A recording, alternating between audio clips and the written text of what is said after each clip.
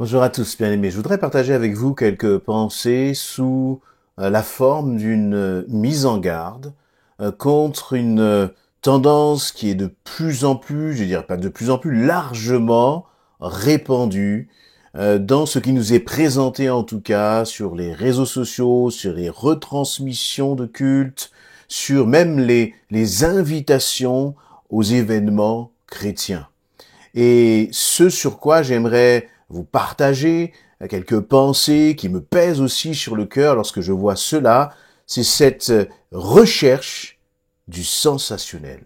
Cette recherche du sensationnel. Lorsque l'on voit des invitations à des événements chrétiens, et merci Seigneur pour ces événements qui sont là pour que le peuple de Dieu se rassemble, se mette aux pieds du Seigneur, cherche sa face, et que la gloire de Dieu se manifeste, merci Seigneur pour tout cela. L'objectif est louable, mais parfois le moyen est, me semble-t-il, charnel, humain. On va avoir des vidéos d'invitation sur lesquelles on va entendre des hommes de Dieu, des femmes de Dieu crier, prêcher à voix forte. On va voir des hommes, des femmes dans l'assemblée qui vont tomber ou avoir des phénomènes, peut-être même de l'ordre de l'extraordinaire se passer, être rediffusés. Même plus encore, on va voir des hommes et des femmes qui vont être filmés, on leur impose les mains, ils vont tomber par terre sans garder aucun respect de la personne elle-même, de ce qu'elle est en train de vivre, de ce moment avec le Seigneur, dans l'église. Et on va diffuser cela avec un objectif, c'est d'attirer. Le problème, c'est d'attirer sur quels critères ? Le fait que des personnes tombent dans une église, qu'il y ait des temps de délivrance, qu'il y ait un pasteur qui puisse prêcher d'une voix forte, je suis le premier concerné, n'est pas le problème. Le problème, c'est de se dire que on va utiliser cela pour attirer. On va utiliser cela comme pour démontrer qu'il y a la présence de Dieu. Or, cela ne veut strictement rien dire. Il peut y avoir une atmosphère intense, une atmosphère, j'allais dire, de puissance, une atmosphère de gloire, y avoir beaucoup de bruit, mais tout cela peut se faire aussi dans le plus grand calme. Et c'est ce que l'on voit d'ailleurs dans ce passage où Élie se retrouve, vous voyez, dans ce moment où il est dans un moment difficile, il traverse un moment difficile, éprouvant, presque de dépression dans 1 Roi 19, après sa grande bataille qu'il a remportée auprès des prophètes de Baal face au roi Akab et Jézabel. Et on se retrouve là dans ce moment où Élie se sent complètement abattu. Et donc, il va se perdre dans le désert. Il va s'isoler dans le désert, sombrer dans une dépression de profonde solitude. Et là, dans 1 Roi 19, à partir du verset 9, le Seigneur va lui dire, il nous a dit ceci, là-bas, il entra dans la grotte, il passa la nuit. Soudain, l'Éternel lui adressa la parole en ces termes, « Que viens-tu faire ici, Élie ?» Il répondit, « J'ai ardemment défendu la cause de l'Éternel, le Dieu des armées célestes, car les Israélites ont abandonné ton alliance, ils ont renversé tes autels, ils ont massacré tes prophètes. Je suis le seul qui reste, et les voilà qui cherchent à me prendre la vie. » L'Éternel dit, « Sors, tiens-toi sur la montagne, devant l'Éternel. » Voici que l'Éternel passa. Devant lui soufflait un vent si violent qu'il fendait les montagnes, fracassait les rochers. Mais l'Éternel n'était pas dans l'ouragan. Après l'ouragan, il y eut un tremblement de terre. Mais l'Éternel n'était pas dans ce tremblement de terre. Après cela, il y eut un feu. L'Éternel n'était pas dans ce feu. Et enfin, après le feu, ce fut un bruissement doux et léger. Dès qu'Élie l'entendit, il se couvrit le visage d'un pan de son manteau. Il sortit se placer à l'entrée de la grotte. Et voici que quelqu'un s'adressa à lui et lui dit, « Que fais-tu ici, Élie ?» Il répondit, « J'ai ardemment défendu la cause de l'Éternel, le Dieu des armées célestes, car les Israélites ont abandonné ton alliance, ils ont renversé tes autels, ils ont massacré tes prophètes, et je suis le seul qui reste, et les voilà qui cherchent à me prendre la vie. L'Éternel lui dit, va sur tes pas, à travers le désert, jusqu'à Damas. Quand tu seras arrivé, tu oindras Hazaël comme roi de Syrie. Je vais m'arrêter là dans cette lecture, mais voyez, dans ce moment si particulier où finalement Élie a besoin d'entendre la voix de Dieu, parce qu'il traverse un moment difficile. Vous savez, comme ces moments où on traverse des épreuves, des difficultés, des souffrances, et on ne sait plus où donner de la tête. On cherche justement la voix de Dieu. Et peut-être que tu es dans un moment où tu cherches la voix de Dieu. Mais la voix de Dieu, tu vas le trouver dans le cœur à cœur, dans le silence avec lui. Et pas en multipliant le bruit autour de toi. Parfois même le bruit nous empêche d'entendre la voix du Saint-Esprit nous parler. L'Éternel va dire à Élie, sors de ta grotte. Ensuite, il va faire passer un vent violent. Le vent est si violent, il nous est dit qu'il va fendre les montagnes, va fracasser les rochers. Vous imaginez l'intensité de ce vent. Ce n'est pas un petit vent qui fait claquer quelques portes. Il nous est parlé là d'un vent si puissant qu'il fracasse les rochers. Mais il nous est dit que l'Éternel n'était pas dans l'ouragan. Après l'ouragan, un tremblement de terre. Moi, si je suis à l'église et que j'entends, vous voyez, pendant que je suis en train de prêcher et que, la terre se met à trembler, qu'il y a un ouragan, tout de suite je me dis, mais Dieu est là. Et comment dire, l'auditoire se dira, Dieu est là. Et en fait, ensuite on fera de belles vidéos en retransmettant cela pour attirer le maximum de personnes. Et puis après c'était un feu.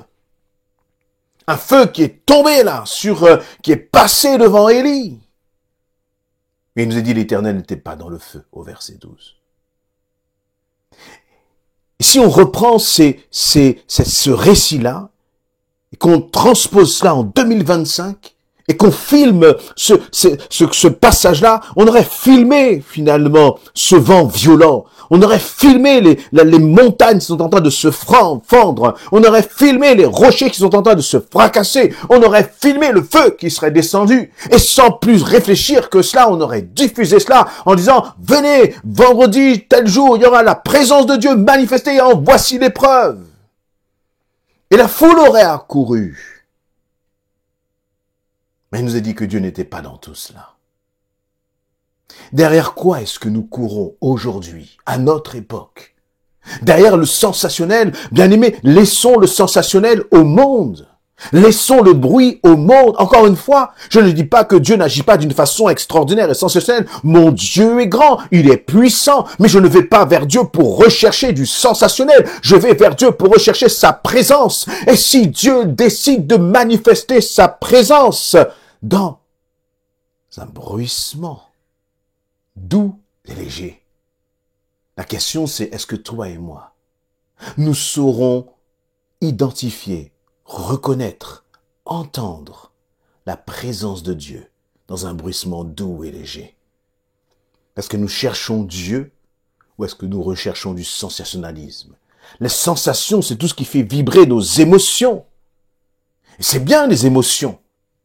Mais lorsqu'on cherche la présence de Dieu, c'est dans le domaine du spirituel.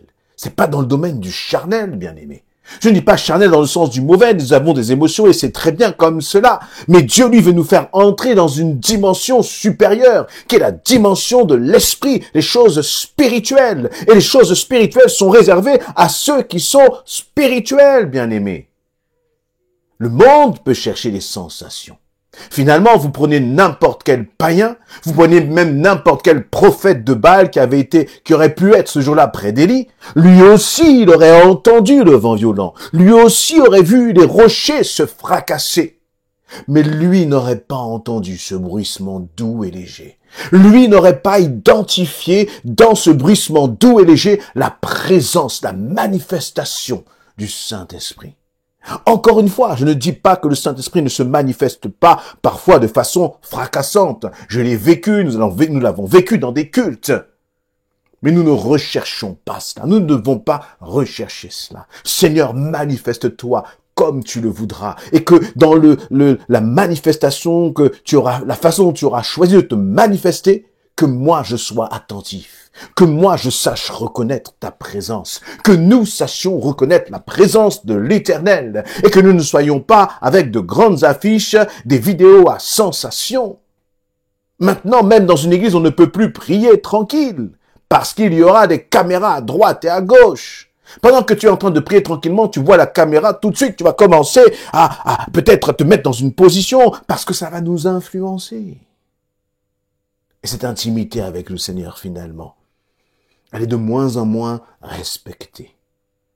Et pourtant, elle est si importante.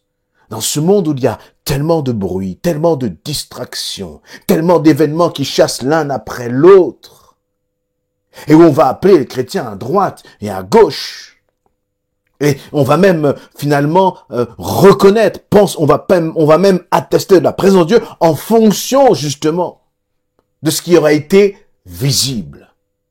Mais je crois aussi que notre Dieu agit dans l'invisible. Dans le bruissement doux et léger, il parle tantôt d'une façon, tantôt d'une autre. Donc il peut parler dans le bruit, il peut parler dans le silence. Mais parce que le bruit, notre chair y est beaucoup plus sensible, on va mettre cela beaucoup plus en avant. Mais laissez-moi vous dire, bien-aimés, faisons attention.